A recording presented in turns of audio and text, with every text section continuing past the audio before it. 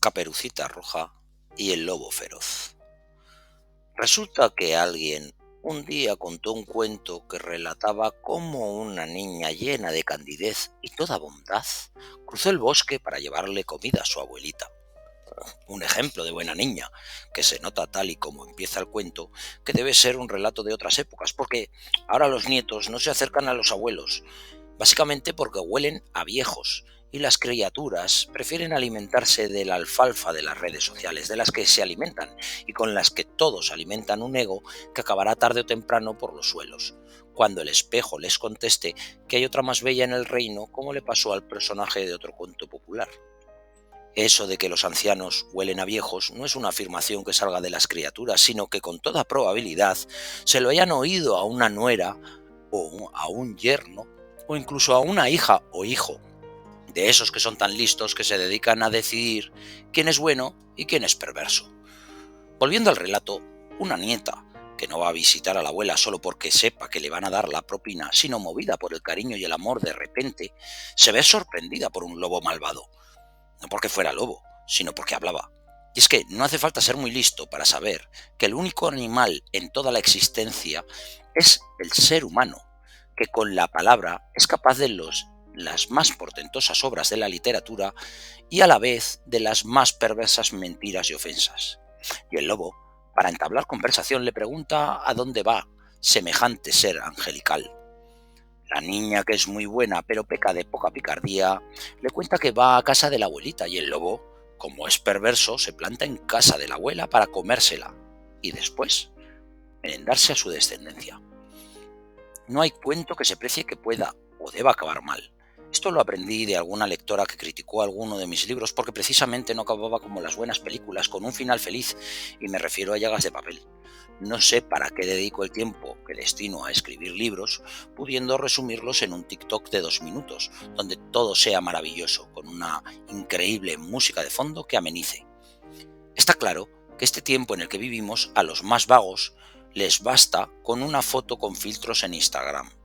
Y como tenía que acabar bien la historia, se inventan a un salvador, un cazador, que caza al lobo, le abre la tripa cual experto cirujano y saca de su interior a toda esa bondad que se merendó en forma de abuela y nieta para llenar al perverso animal de piedras que le provocan una gran sed que obliga al bicho a arrimarse a un río en el que muere para mayor gloria de los que necesitan un final feliz, que no pueden quedar vivo el malo ni los buenos pueden acabar jodidos. Real como la vida misma. El pobre Charles Perrault, que pasó a la posteridad como el autor de tan bello relato de buenos y malos en el siglo XVII, se vio con el tiempo desautorizado como autor por haber quien dijo que encontraron un poema anterior al pobre Carlos que contaba la misma historia. Los hermanos Grimm también metieron mano en este relato para recoger cómo se transmitía dentro de la tradición oral, por lo visto, por toda Europa.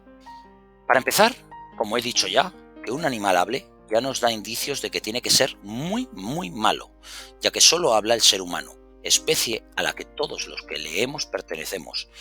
Y no veo bondad entre los hombres y mujeres, sino esa misma picardía y maldad con la que se describe al pobre animal, porque solo los seres humanos somos capaces de usar el lenguaje como lo usamos, para atacarnos e insultarnos. El lobo no habla, sino que aúlla para cantarle a la luna. Nunca vio a un lobo que pronunciara insultos, exabruptos, mentiras, ni que tuviera en su boca calumnias ni injurias. La imagen de la niña es de anuncio de publicidad, claro que de otra época, que ahora las niñas y a los niños los tenemos que vestir de adultos, pero lo mejor de todo es que esa criatura nos transmite una imagen de ser angelical y bondadoso.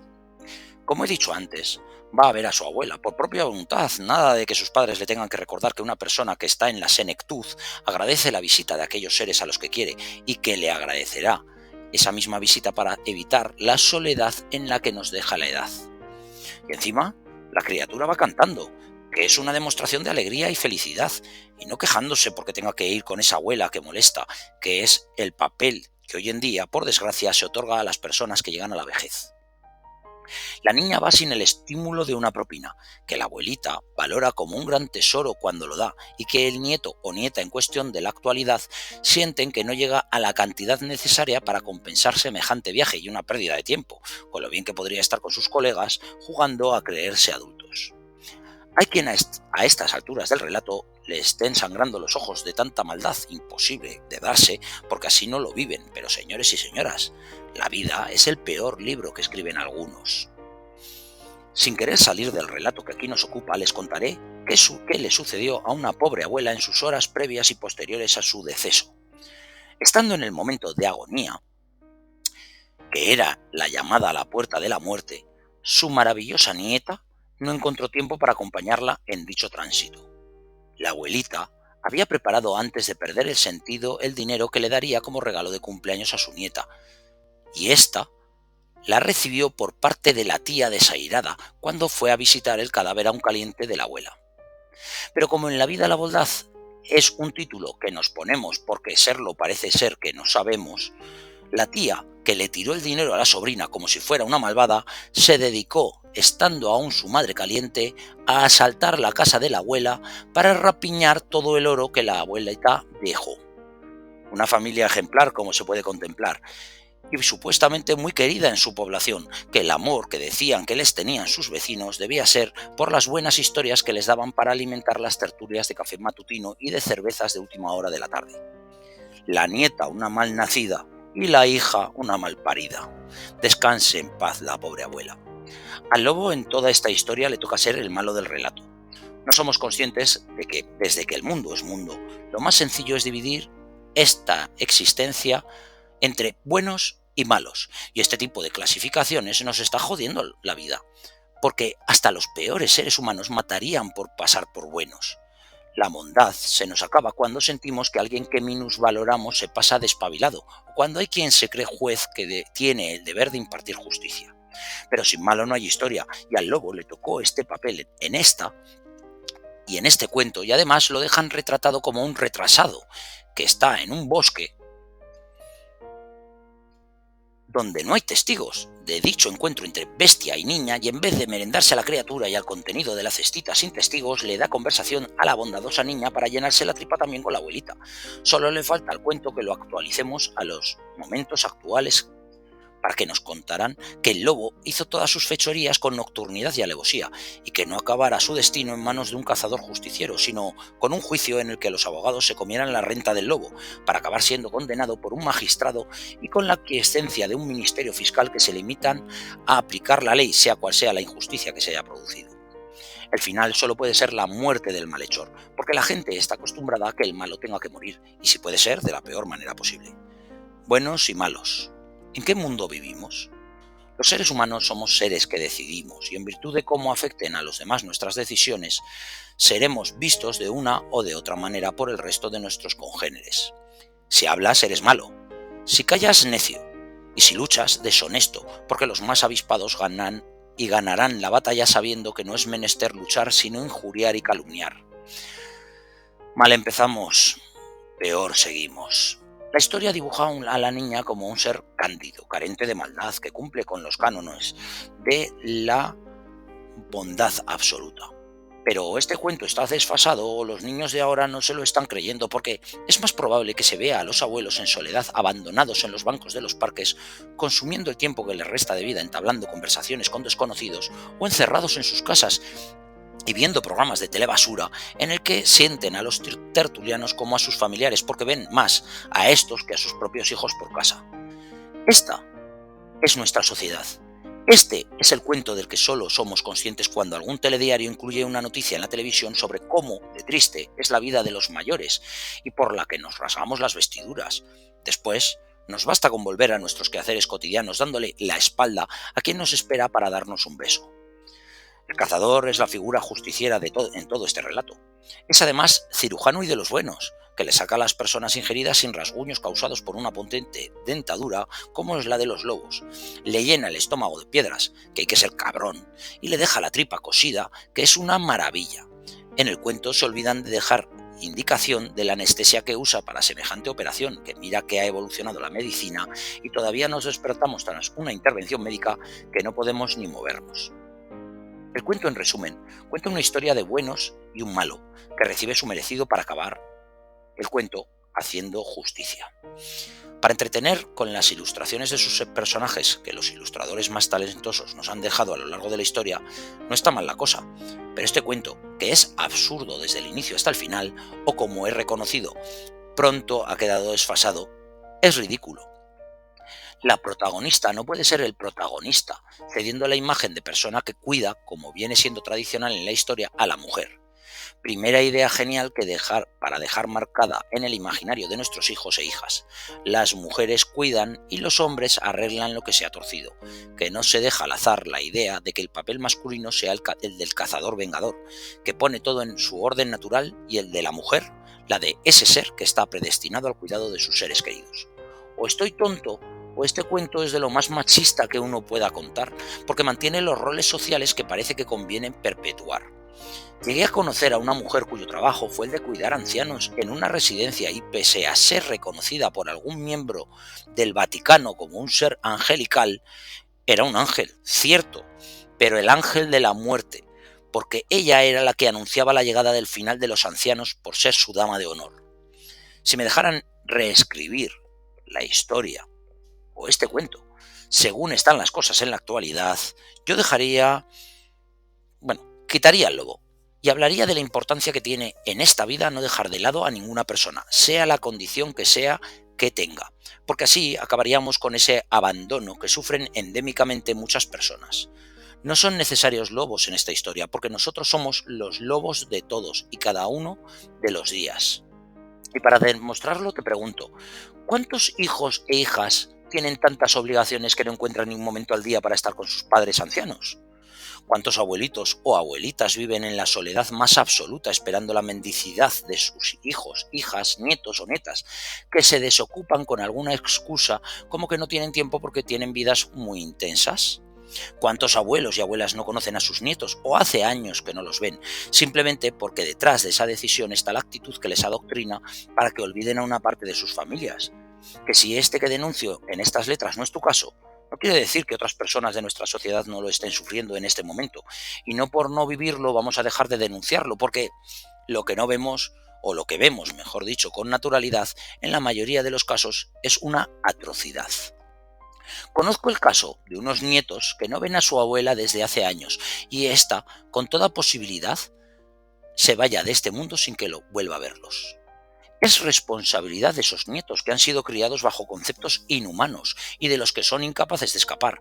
Y además es culpa de los adultos, que inculcan en ocasiones esta falta de sentimientos por sus mayores, porque todos olvidamos de dónde venimos, aunque el tiempo ya nos recordará a todos que en el mismo agujero acabaremos.